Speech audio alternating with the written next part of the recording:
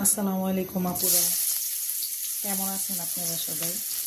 আমি আজকে রান্না করছি শসা দিয়ে পাঙ্গাস মাছ।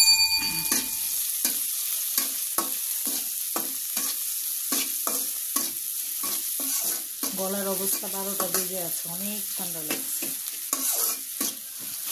তারপরও কী করব, সংসারের কাজ তো করতেই হবে, রান্না তো করতেই হবে। পেঁয়াজটা একটু ভেজে নেব, তারপর আস্তে আস্তে সব মশলা দিব। পেঁয়াজটা হালকা লাল হলো, এখন একটু লবণ দিব,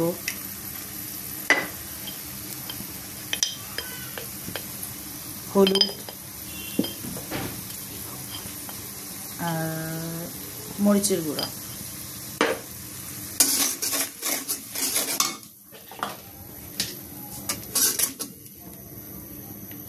সামান্য অল্প আদা রসুন।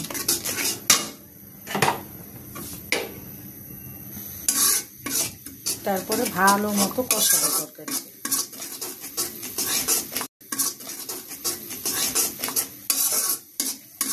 পেঁয়াজটা কষানো হলে শসা দিয়ে দিব।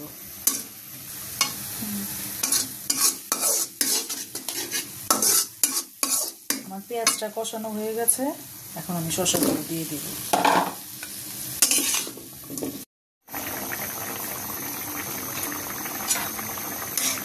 শসাগুলো সব সুন্দর মতো গলে গেছে, দেখেন।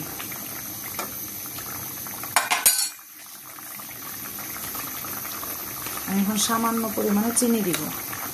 চিনি দিলে অনেক ভালো লাগে, আপনারা খেয়ে দেখবেন।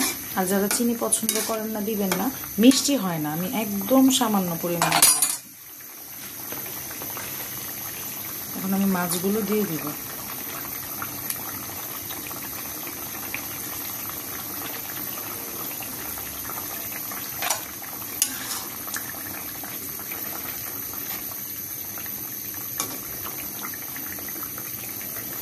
আমি আজকে ফার্স্ট টাইম রান্না করছি পাঙ্গাস মাছ দিয়ে শসা। আমার মা রান্না করে, অনেক মজা।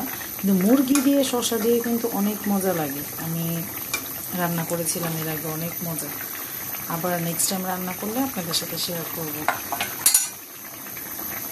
ঝোলটা কিছুটা পরিমাণে কমে আসুক, তারপর আমি কাঁচামরিচ দিয়ে নামিয়ে ফেলব। কিছু কাঁচামরিচ দিয়ে নামিয়ে ফেলবো।